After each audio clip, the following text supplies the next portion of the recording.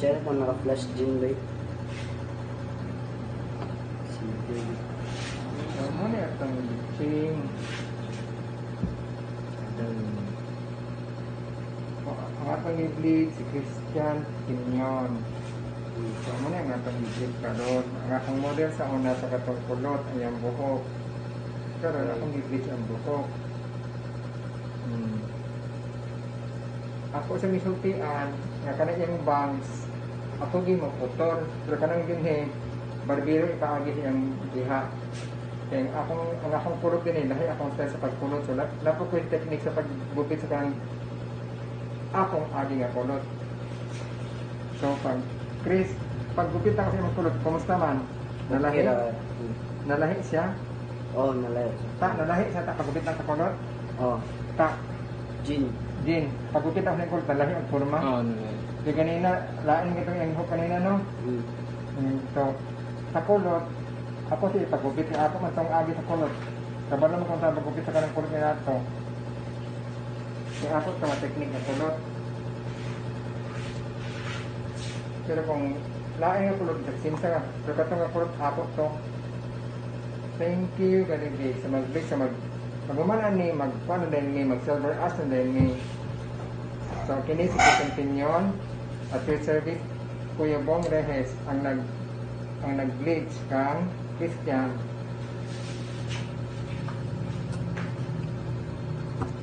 Thank you. Post Jin.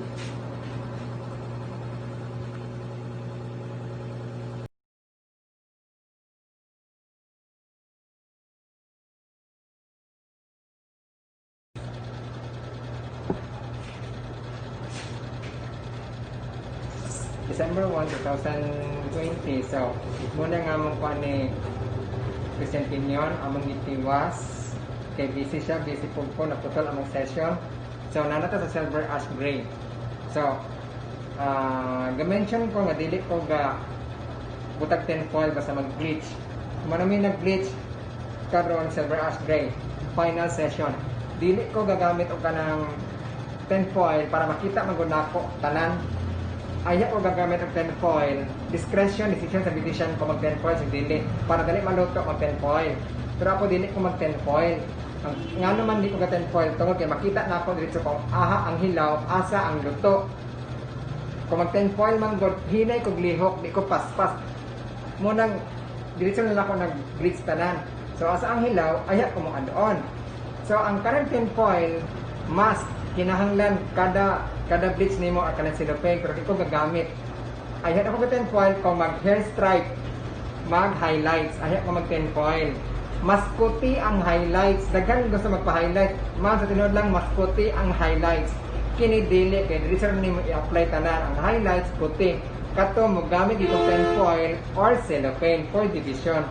Makita ninyo unya ang picture ni Christian Quinion nga silver ash gray git ang atong ma-achieve. So sa bleaching ma'am, daghan tag pamaagi nga para dali ma-achieve ang gusto nga color. So kini karon mag-picture mi niya human aning video ni Christian Quinion.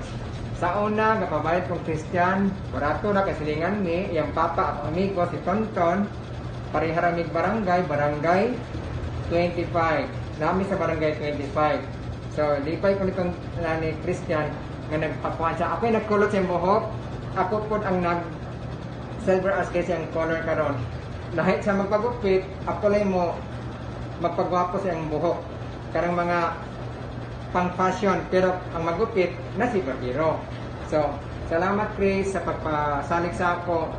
So, nag-promise ko sa iya, nga dili na ako sa babayaran sa doon ako himuon nga among i-upload sa YouTube o amo kong ipasulod sa Facebook. Thank you kay Chris anak.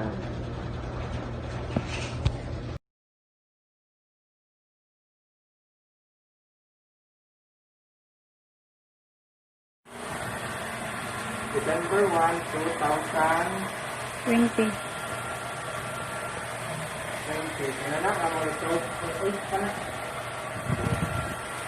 Anak, among result sa silver ash gray.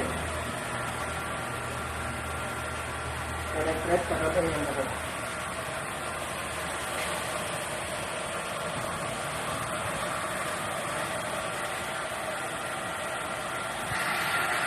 I-close up yung direct press.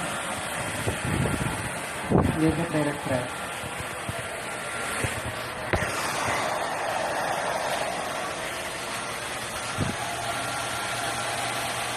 Direct press kada, color, kada.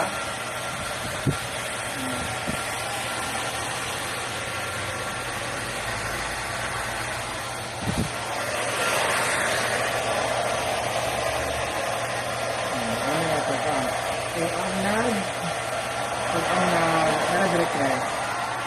Ang naging The silver as gray. Thank you, very good. December 1, batakan. Thank you. Direkto ayaw sa likuan. Ayaw sa i-post.